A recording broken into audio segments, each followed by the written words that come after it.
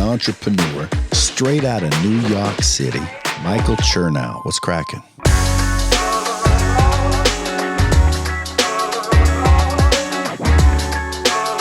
I find that it's become so insanely arduous on social media, where by the time people finish their morning routines, it's basically like dinner time. And how do you even have time to live life if all you're doing is doing habit after habit in your routine? So to me, I really cherry pick things that I think are the most important things and focus on those things that are those non-negotiables I was saying, and then go about my life. What's going on, guys? Welcome back to the Creatures of Habit podcast for another episode of routines, rituals, habits. Today I've got a guest on the show who is famous for habits and rituals and routines. Her name is Jen Cohen. She has a podcast that is one of the top podcasts in today's podcast world, Habits and Hustle. She's also a best-selling author. She just dropped a new book, which is right here, Bigger, Better, Bolder. Make sure you check out this book. This is not her first book. She's got a few of them. She is an entrepreneur. She is a brand strategist. She is a speaker on many a stage. She's worked with people from Olympians to famous movie stars to all sorts of people. We have a lot of friends in common. Jen is awesome, and she has her eyes on the ball in regards to pretty much everything that's going on in the world today. Wow. She's also a fitness phenom. So I'm really, really excited to get to speak to Jen, to talk to her about her habits, her morning routine, her evening routine, some habits that she does on a regular basis. And then we're going to talk a lot of shit about Joe DeSena. So, Jen, welcome to the show. Thank you. That last line was my favorite, and we are for sure going to be doing that. Yeah, Joe DeSena. Yeah. Hope you're listening. And we're going to cut that clip and play it all over social media. At least I am, anyway. Uh-huh. So yes, that's great. I love that. I love that. Thank you for having me, and I love that intro, by the way. Habits are, for me, everything. You've created a business around habits. So have you? Yeah. I mean, I do believe that it's funny. I was doing a podcast a little bit earlier, and we were talking about this idea that a lot of people roll their eyes at people like you and I who believe in this world of ritual, world of consistency and doing shit that makes you feel good on a regular basis. Mm-hmm. And we take a lot of shit for it. Some people, for sure, right? They think that we're too regimented, and we're not able to kind of go with the flow and be spontaneous and stuff like that. It's 100% true. What do you think, though? Do you feel that you lack spontaneity, and because you are such a creature of habit? Excuse the pun. The truth of the matter is I love structure. Yeah, I just do. You thrive in it, I think that's why I'm such I'm like a big football fan. Mm-hmm. I love watching football, and it's so interesting. I draw this correlation a lot. For someone who's never watched football before, or who can give a shit about watching an NFL game, you see a bunch of guys on screen. You see somebody say hike, they get the ball, and then it's like a scramble. Yeah. Every single person that's running in that scramble knows exactly where the fuck they're going. That's so true. Every single one of them. All of them. The guy that's saying hike and getting the ball knows where all of his people are going. So there is so much structure in that what looks like chaos. It's the way and that's what makes the sport so successful, right? I totally agree with you. I think that there are people who don't do well in structure. Their brains don't function that way. My husband is pretty much the antithesis of me. He doesn't really have anything that kind of keeps him. He's so self-disciplined naturally that he doesn't need to have some structure to keep him on point. right? But I think most people need to have some type of regimen, some type of structure to keep them not just on point, but make them to optimize and be the most productive. I mean, left to my own devices, it's not pretty. It's just not. So I've learned over the years how to get to the place where I want to be and become the person I want to be by putting these structures, habits in place and routines. And without them, it's terrible. But a big one, and I'm sure you and I relate on this, is exercise. That to me is like a non-negotiable habit that you have to be partaking in, for me anyway, mentally. Now, not so much even on the physical part, but just on your mental cognitive abilities. It is medicine for me. It is. 100%. There's been a ton of research and stuff backing the fact that it is way more effective to exercise for even 20 minutes a day than taking like an antidepressant taking medication. It is that much more effective. But people people believe that a magic pill will get them to what they want to be. There's no such thing. The way I came into this life was through absolute devastation and destruction. Right. Truly. Like I could not have been more opposite in the world of structure. Right. I had zero. You're chaotic. I woke up at 4:00 in the afternoon. If I slept at all. Right. And so like that was my life. Like I would go to bed at 8:00 in the morning and sleep until 4:00 in the afternoon, wake up, walk downstairs, drink half a bottle of wine to get ready for work, and work all night. And then after work, party until 8:00 in the morning and just do that all over again. And like, that was my life, you know? And so I guess you could say How long were you doing that? Well, I started using drugs when I was like 12, 13. And I did I didn't really drink as much in my teens. I did a lot of drugs, a lot of like party drugs. I smoked a lot of weed, obviously. I did a lot of Special K and ecstasy and acid and mushrooms and cocaine. Eventually cocaine in my like later teens. And then like when I was like 17, 18, 19, that's when alcohol became a huge part of my life because I was working at night and that was like, we all drank and did blow together. Yeah. Like, that was like what we did. And so that was my life. Like really what I just described to you probably for, I don't know, 7 years, 6, 7 years. And then what kind of work did you do that was your life? Like what were you? I worked in restaurants. So, right, you were the restaurant. So I worked in restaurants. So did you have to do blow just in order just to kind of maintain energy? No, I didn't have to do blow. I did it because I was a complete addict. I loved it. Look, I mean. I shouldn't say you have to be doing blow to be working in a restaurant. I should be really clear on that. But no, I understand what you're saying. Like that lifestyle definitely does. Just because you have to be up at all hours of the night, and you also, it's just part of. And anybody who's listening to this who's in the restaurant business, there's obviously people that are in the restaurant business that don't partake in this lifestyle. Right. But I would say the vast majority of people that work in the night, where, right now my life from 9:30 till 4:30, 5 o'clock in the morning is sleep. That is what it is. That is like what my life is. Yeah. I could never imagine getting going at 9:30 at night. Like, can you imagine? I know. That is like a nightmare to me. Totally. 100%. But it sounds to me, someone like you who has the addictive personality and was on the other side of the path, you need to have, people like you have to have structure to keep you basically good and on point. Like, it's not shocking that you went from being a drug addict to being like a fitness addict or a health addict, or like you just transferred one addiction to a healthier addiction. Yeah, well, so this is the kind of the way I see it, and this is why I think my message is so important. And now we're gonna stop interviewing me, and I'm gonna start. We can use it. We could do both. We can use this interview for both podcasts. Actually, for real, actually, you're right. Like I went from this like super dedicated addict, where people were like, people when you're a drug addict or an alcoholic, everybody sort of chalks you up as like this.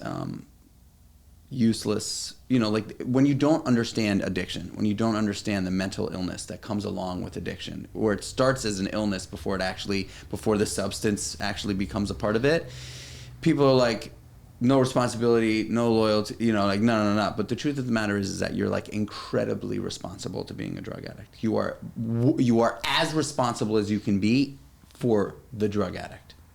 You will do anything it takes to get the addict, to get the drug and the drink. You will stay up for days if you have to fulfill the need that you have as an addict. You will fight, rob, steal. You will do anything. That's like intense responsibility in the wrong way for something, right? So there is this weird thing that is a drug addict's life where they are insanely focused on this thing. I'm a living example of someone who has been able to understand that I am very, very capable of being focused on something. But now I just have to channel it in the right way. Right. You know, I'm never going to be the person that is just like half in, half out. I'm just not. Right. There's very little gray area. My wife wishes, you know, that there's like, it's so interesting. Like it sounds like your husband and my wife are very similar. Probably. My wife, she is the eye roller. You know, like she knows what I do when they're asleep. You know, every morning. She knows. She, I mean, of course, I've been doing it for a long time. What time do you wake up? 5 o'clock, right, with Joe DeSantis? Yeah, sometime between, 4:45 and 5:15. I don't really set an alarm. I just kind of like come to. And you work out at 4:45? No, not anymore. I used to. Now I do all sorts of shit and we're going to talk about that when I go on your podcast. I know, right? But I want to ask you about your morning routine. I do feel like this is actually my morning routine. This is what I think's happened a lot with morning routines, if I can be frank, on your Creatures of Habit podcast that's about habits and rituals.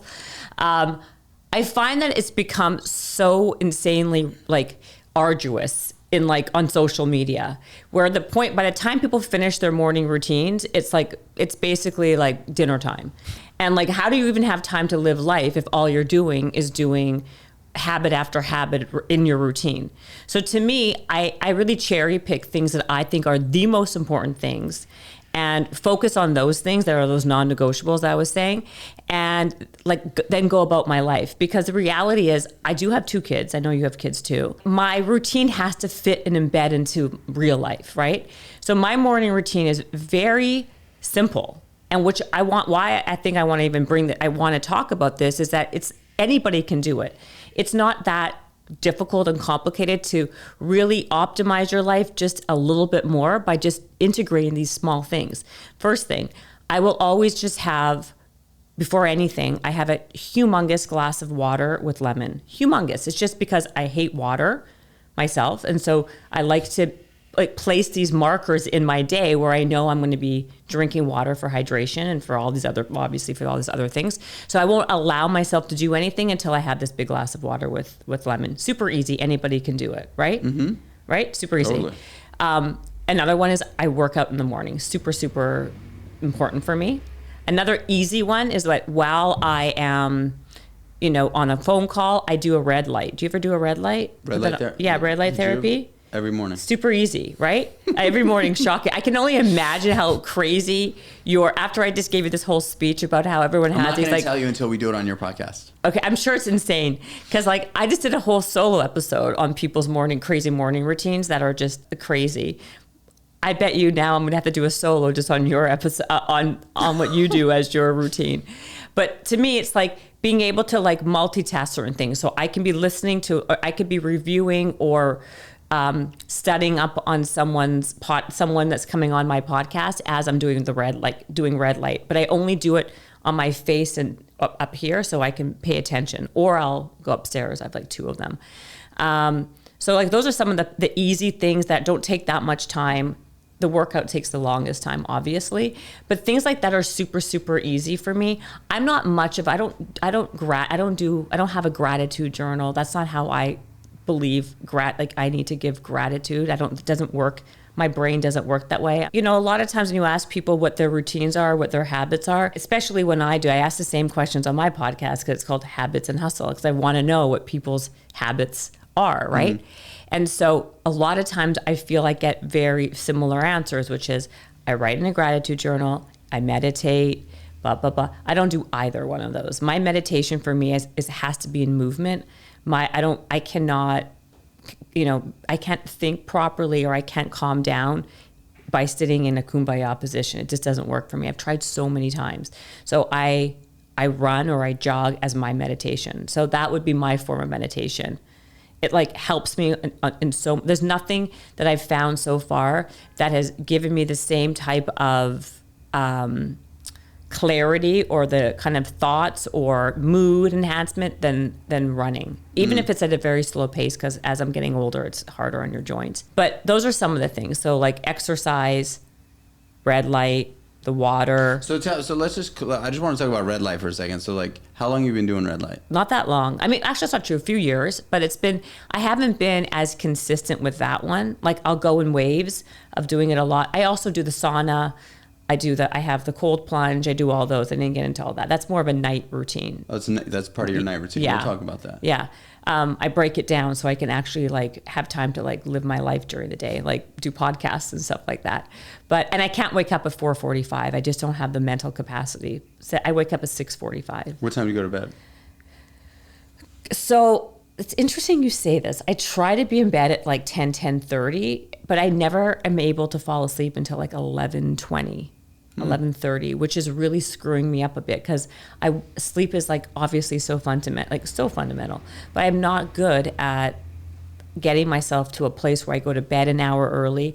I find it's I think that a big thing I want to like kind of again shed light on is being realistic and having realistic expectations for where you are in your life. You know, like it's all great and dandy to talk about all these amazing routines and habits, but when you have two small kids like I do, it's just not going to happen the way you're going to want it. Like make a plan and God will laugh, right? Because my kids are not in bed until like, you know, I want them to be in bed at 8:30, but they're not in bed until 9:40. And then, so that throws me off to get my shit done. Right. So like, I feel like you kind of have to like, you kind of have to modify and ebb and flow your routines based on where you really are realistically in your life. Totally. You know? And the other thing is, I'm also a social person. So I cannot, like, I'm not the kind of person who's going to bring my food to a certain place because I want to be able to eat my macros properly, right? Like, I have a lot of leniency on what I do. You know what I think? Something that I, you know, so what I've become a little bit more, I'm hard on myself. I'm a competitor in everything I do. I can see this. But I'm a competitor. I really am. I don't know. I think I've always had that in me, but I am a competitor, right? And so if I commit to do something and I don't do it, I can be hard on myself, harder than anybody else will be on. Totally. However, I will say this: I've recently started doing CrossFit. Right. Recently started doing CrossFit. Oh, I thought that was something you've always done. No. So when you hurt your back, this was like, it's because, how long have you been doing it? 8 months. Oh, wow. Yeah. So like, this is like a new thing. Like I'm going to go to the CrossFit. I was going to say, you're going to go to the CrossFit Games. 100%. I am. So you are like type A, extreme, perfect. Like, you cannot do anything just okay or a little. I have a very hard time. So that said, I'm not like I'm going to the CrossFit Games tomorrow. I'm going to the CrossFit Games in 3 years. Like that's how I do it. I'm like, okay, so I've got this idea, like I want to do it. Like I did the same thing with bodybuilding. I was like, all right, I ran the New York City Marathon in 2018. A friend of mine stopped me and said, so what's next? And I was like, I don't know. I'm probably going to run another, marathon or a long run, one of those fucking long ones. And like an ultra marathon? Yeah. And she was like, have you ever tried bodybuilding? And I was like, bodybuilding? I was like, I'm like 155 pounds. What are you talking about? She was like, well, you kind of got the frame. Like you could do it. And I was like, And I went home that night. I started like doing some research. I had competed in Muay Thai kickboxing, running, and I was like, fuck this, I'm doing it. And I like hired a coach and I said, in 3 years, I want to be a pro bodybuilder. And I did. And that was that. And in 2021, I got my pro bodybuilding card. I competed as a pro. And then I realized that like I had created this like totally unrealistic, unsustainable lifestyle for myself. Like even though I spent a lot of time with my wife and kids, like you just said it. I was carrying fucking Tupperwares around, and it was just it was not a fun. It's not fun. Like I am a sick kind of human where I really do kind of enjoy that really, really hard stuff. Like I really do, and I think for me, and I don't want to, and I have to make this clear. For me, I really just like doing hard things. I really actually I love doing hard things. And so when I walk through my morning routine every day, like, I really enjoy it. Like, I enjoy all of it. And the thing that I will say has been amazing for me, though, which I'm hearing from you, which I think is awesome, to make everybody understand this idea that, like, and if you don't do it, it's also okay. Right. Well, this is what I would say. Not if you don't do it. I say do things that you, like, make promises to yourself that you can actually keep.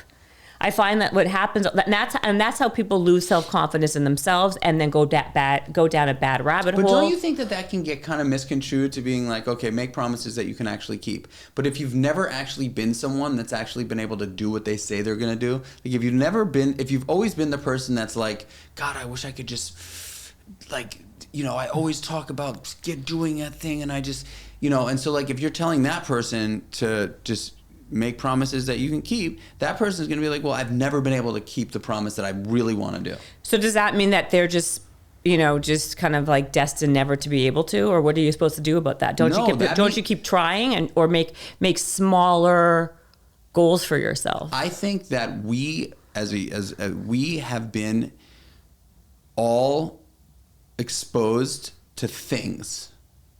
It's all about things. It's not about how you fucking feel. It's all about things, in my opinion. So people make decisions that they think they want to do based on the matte black 2020 long wheelbase Range Rover.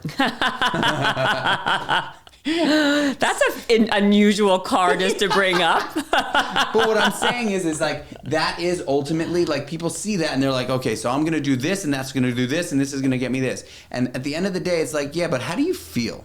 Like what is it? Like, you know, so I'll use it as an example. Like, my wife is like, will you stop it with, like, it's ridiculous. Like, you know, like, we went to Mexico recently and the truth is that, like, I just like being up before everyone because I'm selfish. I am selfish. World, not afraid to say it. I am selfish. However, I'm responsible enough at this point in my life to not want to be selfish in times that I could be spending with my kids and my wife. So I say, if I'm a selfish dude and I'm never going to overcome that shit, like I'm going to do it on my own fucking time. And if that means that I've got to sacrifice an hour and a half in the morning. Totally true. I get it. Like, fuck it. You know, like, for you, you're very comfortable being like, I'm not going to wake up at 5 o'clock in the morning. I'm just not going to do it. Okay, but listen, I hear what you're saying. Everything in life is so relative, right?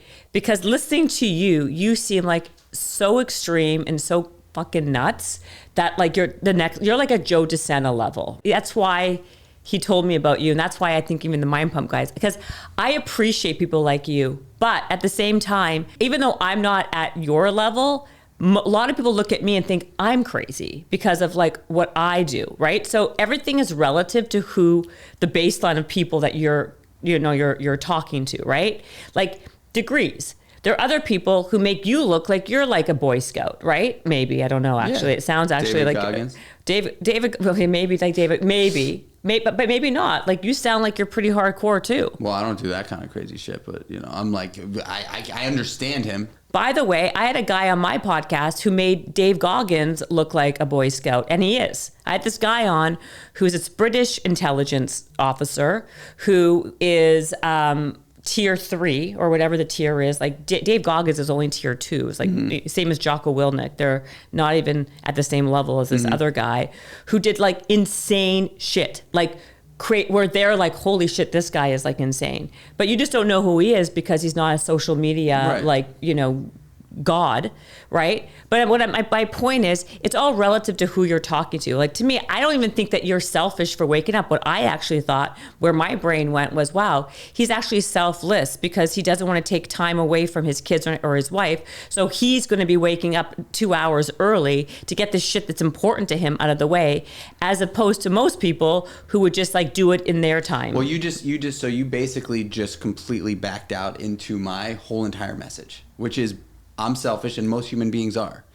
Everybody is. Yeah. And so, that said, I know that if I fulfill that self-love that I know I need to feel good, to show up me, like 100 or 90, Like, I need to do those things. And so you're right. It is completely selfless to sacrifice those 2 hours every single morning to take care of business, so that when I walk into, like, I mean, call me crazy, right?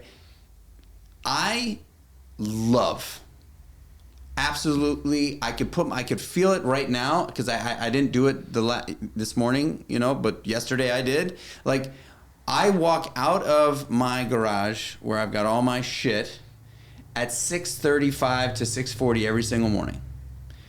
I walk into my house and my wife and kids have just gotten up.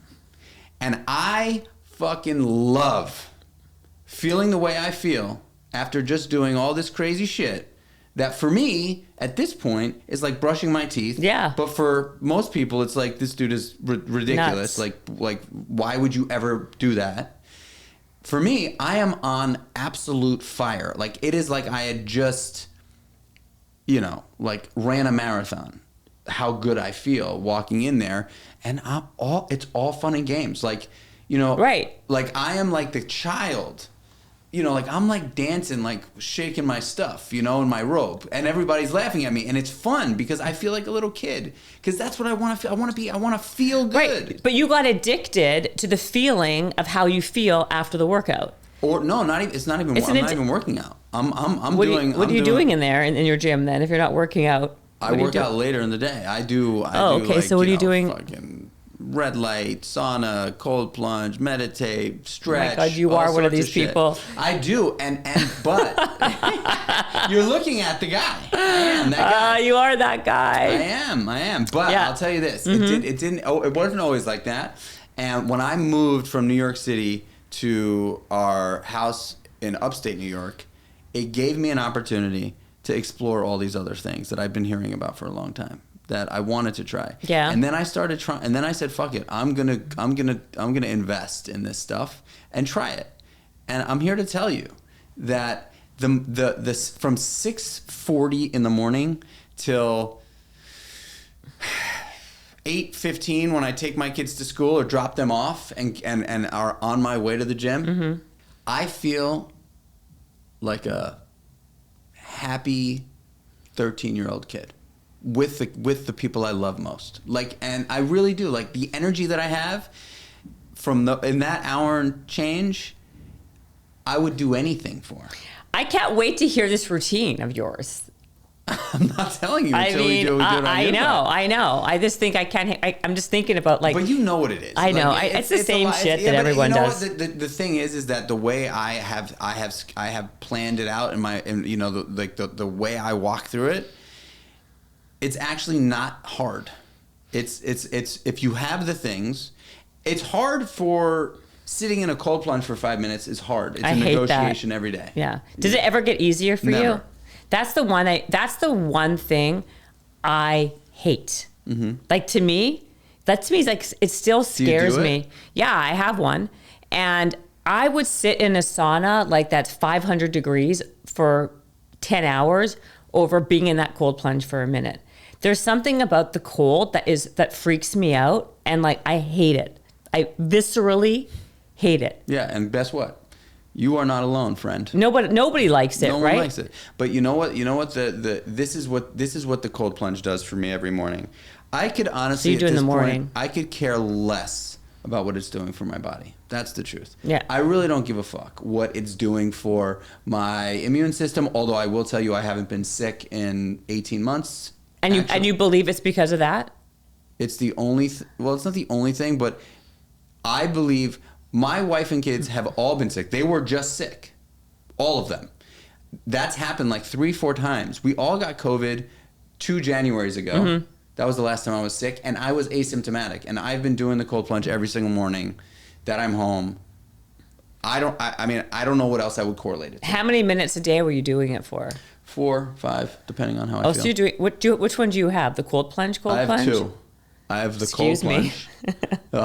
You like it that much? I don't want to put anybody on the boat, but like I have the cold plunge that I've had for a long time. The one that like sits in my garage, stays at 38 degrees. It's water moving constantly, and then I have ice barrel as well that I have like outside that I use when friends come over and shit like that. So which one do you think is more effective? Or are they both the same?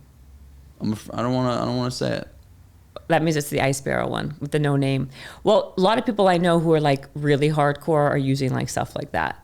They're using the ice barrels. Here's what I'll tell you. This is what it does for me. What it does for me is every single morning I have a negotiation with myself. And that negotiation is, Michael, you don't need to do this, man. Just fucking go inside and take a shower. Like, you're in the sauna, you've meditated, you've read, you fucking wrote, you did stretch, you did red light, you did breath, you did all this shit. I know your morning routine now. Yeah, there you go. You don't need to come on my podcast. You fucking did it all. You got it all done. You got it all done, man. You're good. Like, just you don't need to finish with the hardest thing, man. Why would you do it? It's all like it's you know it's not going to be great. It's already 12 degrees in your garage. Like, you don't just go back inside, give your kids a fucking hug and a kiss, and get your day going. Take a cold shower. Take a cold shower, Mike. Take a cold shower. That's the negotiation. And then the little voice that I don't like to listen to, but I know the right one, says, don't be a bitch. Yeah. Like, how are you gonna fucking show up today? Are you gonna be a fucking bitch? Are you gonna let that ego tell you that it's all good, that you've already done enough? You're already too good for fucking too cool for school. You can just breeze through. You don't have to worry about it. Like, what are you gonna do? What are you gonna do? And then I fucking walk right in and I go. And you jump in. Go right in. Not even a thought. Walk right up to it. Fucking take a deep breath. Step in. Sit my ass down. Close my fucking nose. Dunk back. And I'm in. And I'm like this. And I basically keep my hands like just like this. My legs straight out. First 15 seconds. First 15 breaths are the worst of the worst. My fingers seize up. My toes seize up. Like, literally my joints seize up. And then the next 15 breaths are fucking heaven. Do you think that if you were to put that, and this is something I was going to actually call them and ask, if you were to do that cold plunge at like 60 degrees, it's still very, very, very cold. Why can't you just do that? Is that still like, is that not hard enough? Like, is it not like punishing enough for you? Probably. Yeah. I would argue to say that if I can, this is the truth for me. I really, when it comes to the cold plunge, so I have chronic Lyme disease. The infrared sauna for me is actually incredibly effective for my chronic Lyme. How do you have a chronic Lyme? Is that an actual thing to have chronic Lyme? Oh yeah. Yeah, I went undiagnosed for a very long time. And I thought I was dying. Like, no one could figure out what was wrong with me. What were the symptoms? When it first started to come on strong, swollen joints in my fingers specifically, like weird swollen, like my hands would just like explode. Joint pain in my hips, my knees, my toes, like my feet would like get really swollen and very, very sore. It kind of started like that, and then all of a sudden after 4 or 5 o'clock in the afternoon, I was done, like exhausted beyond, like really? Could not and that's not me. Like, that is not me.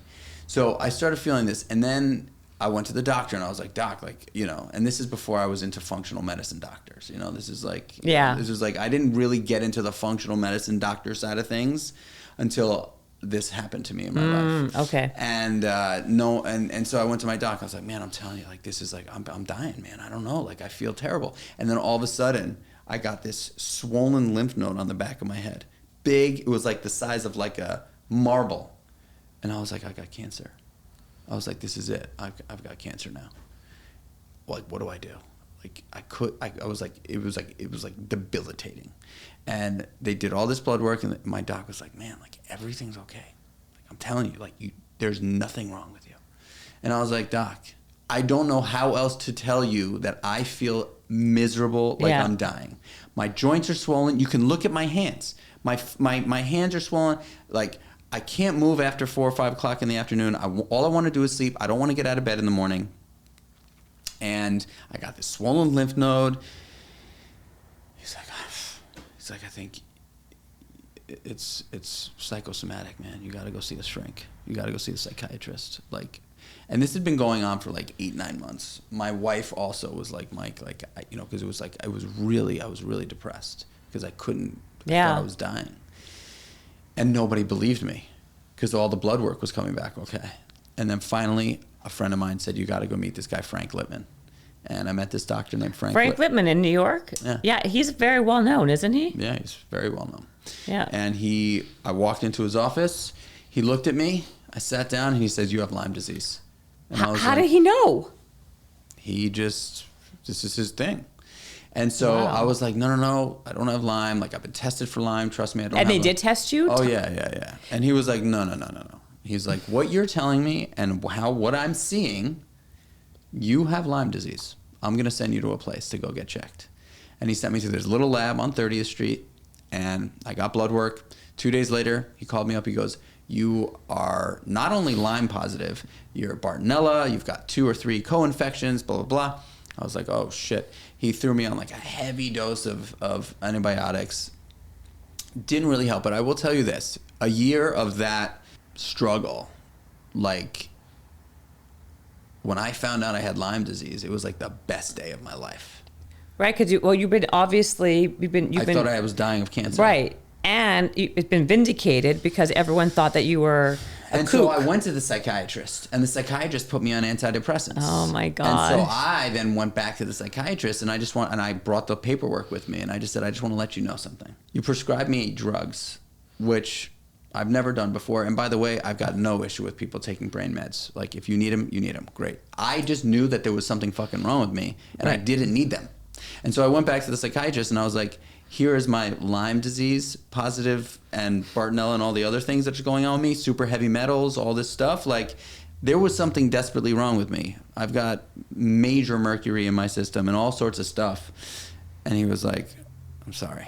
First of all, can I tell you something? One of my best friend, same thing happened to her. She was undiagnosed. Everyone told her she was fine. She became depressed about it because of the same thing. This happens This is very common in with people who have Lyme disease, that it goes misdiagnosed, or people just think because that the symptoms are all over the place. They're all over the place. But the couple things, the swollen joints though, and the exhaustion is like the two that I hear. But what I was going to say is, how does the infrared help?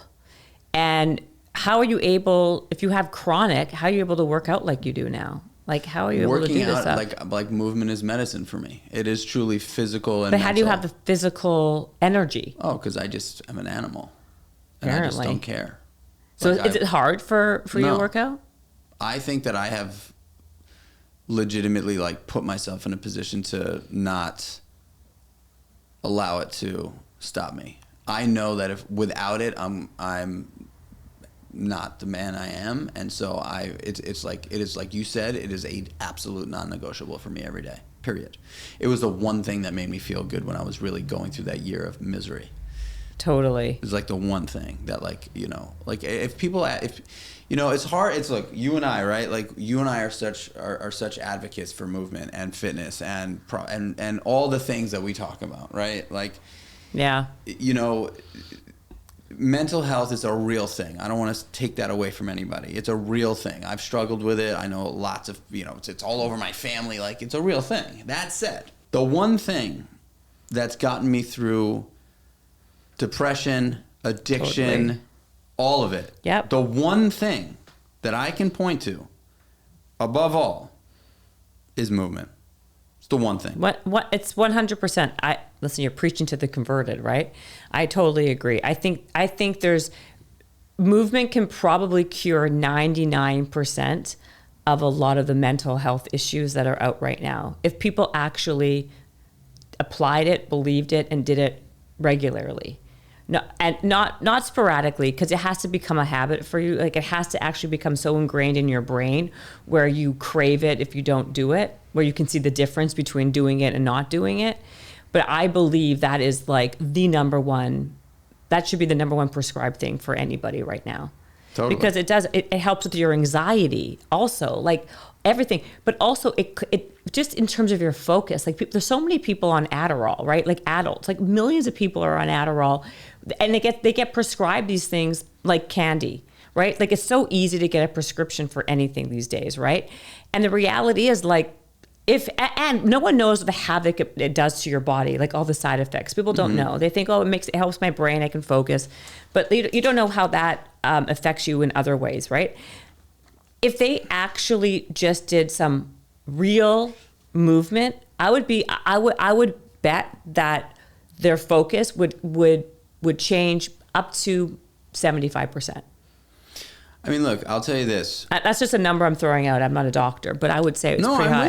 I'm with you. Yeah. And when you said, like, you know, it could alleviate 99% of the mental health stuff that's out there.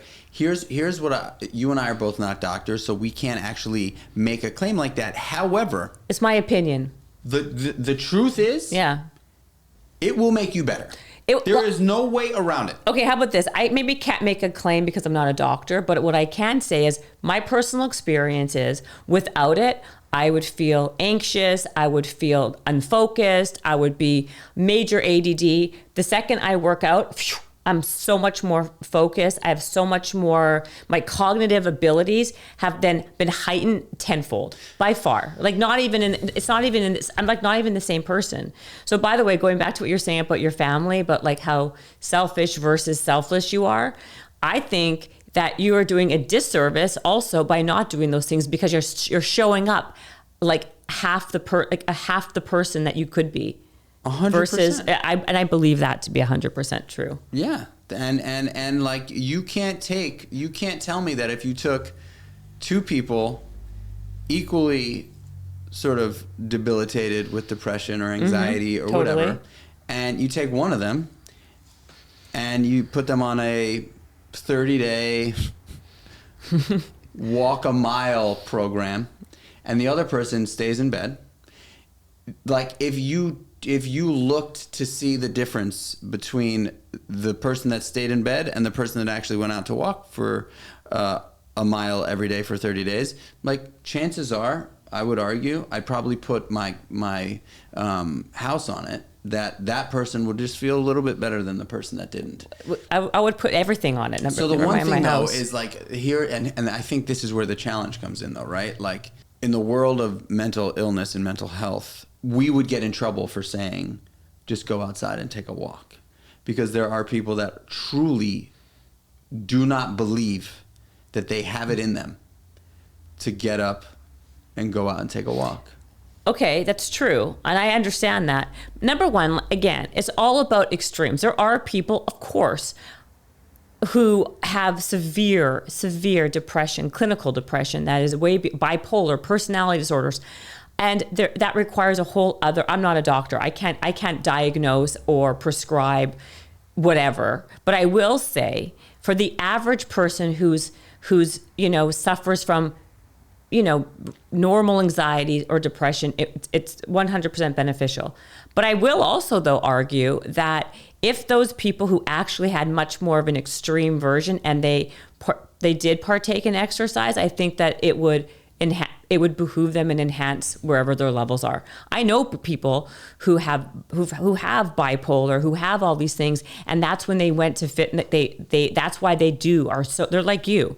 They are so they're so fixated on having to be like to do their routine that's fitness based. Like they have to do their strength routine, they have to do their cardio because it keeps them in check. It's better than the medication. All right, so that is going to be where we clip this episode with Jen for part 1 of the Jen Cohen podcast. We're going to break this bad boy into 2 episodes because Jen and I had such a good time connecting. So tune in next week for a continuation of the Creatures Have a Podcast with Jen Cohen. And as you guys know, as usual, I appreciate you and I love you. And it would mean the world to me if you shared this podcast with a friend, shared it with a family member, shared it with anyone who you think will generate or get value from what they heard or what you heard today. Also, if you wrote a review, I would really appreciate it. It does really help us